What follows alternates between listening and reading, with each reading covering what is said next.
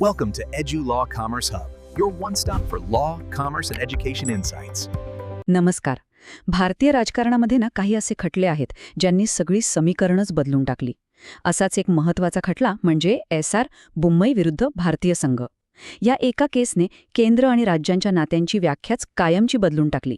चला तर मग पाहूया हे नेमकं काय प्रकरण होतं. विचार करा, लोकांनी मत देऊन एक सरकार निवडून आणलंय आणि एका रात्रीत ते सरकार बरखास्त होतं. असं होऊ शकतं का? हाच तो प्रश्न होता ज्याने फक्त कर्नाटकातच नाही तर संपूर्ण देशाच्या राजकारणात आणि न्यायव्यवस्थेत एक वादळ निर्माण केलं. चला तर मग या प्रकरणाच्या खोलात जाऊया. आपण 4 टप्प्यात हे समजून घेणार आहोत. पहिलं, राष्ट्रपती राजवट म्हणजे नेमकं काय? दुसरं, बुम्मई खटल्यात नक्की काय घडलं? तिसरं, कोर्टाने यावर काय ऐतिहासिक निर्णय दिला? आणि चौथं, या निर्णयामुळे आपलं संघराज्य कसं बदललं?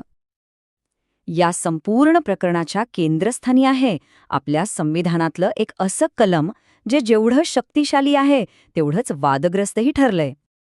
हे कलम आहे कलम 356. आता सोप्या भाषेत सांगायचं झालं तर राष्ट्रपतींकडे एक पॉवर आहे की ते राज्यातलं निवडून आलेलं सरकार बरखास्त करू शकतात आणि सगळा कारभार केंद्राच्या हातात घेऊ शकतात. याला आपण संविधानातलं रेड कार्ड म्हणू शकतो.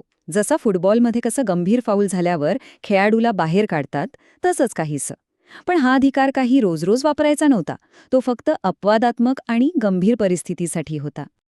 आणि गंमत बघा, ज्या डॉक्टर आंबेडकरांना वाटलं होतं की हे कलम फक्त कागदावरच राहील, त्याचा वापरच होणार नाही, त्याच कलमाचा स्वातंत्र्यानंतर 100पेक्षा जास्त वेळा वापर झाला. आणि तोही अनेकदा राजकीय स्वार्थासाठी. इथूनच तर खरा संघर्ष सुरू झाला. आणि ह्याच गैरवापराला ज्या खटल्याने आव्हान दिलं तोच आहे एसआर बुम्मई खटला.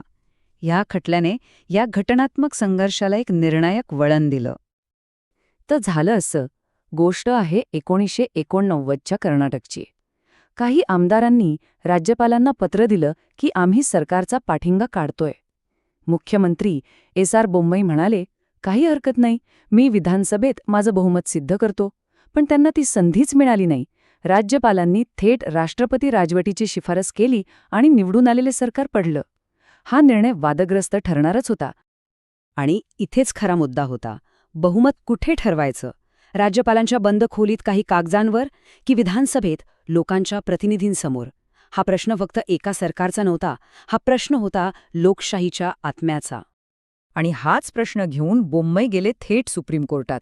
आणि मग कोर्टाने जो निकाल दिला ना, त्याने भारतीय राजकारणाचा नकाशाच बदलून टाकला आणि जन्माला आले ते प्रसिद्ध बुम्मई रूल्स. हे 4 नियम म्हणजे लोकशाहीसाठी एक सुरक्षा कवचच ठरले. पहिलं म्हणजे राष्ट्रपती राजवटीच्या निर्णयाला कोर्टात चॅलेंज करता येईल. दुसरं, आणि हे सगळ्यात महत्त्वाचं, बहुमत फक्त आणि फक्त विधानसभेतच सिद्ध करावं लागेल. तिसरं, सरकार जरी बरखास्त केलं तरी विधानसभा लगेच भंग करता येणार नाही. आणि चौथं म्हणजे जर निर्णय चुकीचा ठरला तर बरखास्त केलेलं सरकार परत सत्तेत येऊ शकतं. केवढा मोठा क्रांतिकारी निर्णय होता हा. या निकालामुळे चित्र पूर्णपणे बदलून गेलं. आधी जिथे सगळं काही केंद्राच्या मर्जीवर चालायचं, तिथे आता राज्यांना एक घटनात्मक संरक्षण मिळालं, एक भक्कम ढाल मिळाली. पण या निकालाने अजून एक खूप महत्त्वाची गोष्ट केली. कोर्टाने ठणकावून सांगितलं की धर्मनिरपेक्षता हा आपल्या संविधानाचा आत्मा आहे, तो बदलता येणार नाही. म्हणजे जर एखादा राज्य सरकार धर्मनिरपेक्षतेच्या विरोधात वागत असेल तर ते सुद्धा राष्ट्रपती राजवट लावण्यासाठी एक कारण ठरू शकतं. तर मग या निकालाचा आपल्या राजकीय व्यवस्थेवर काय परिणाम झाला, त्याचा वारसा काय आहे, बघूया. या निकालाने ना केंद्र आणि राज्यांच्या नात्यात एक नवीन बॅलन्स आणला. हे अगदी स्पष्ट केलं की राज्य काही केंद्राची गुलाम नाहीत, ती स्वतंत्र आहेत. यामुळे कलम 356चा गैरवापर बऱ्याच प्रमाणात थांबला आणि राज्यांमध्ये एक प्रकारची राजकीय स्थिरता आली.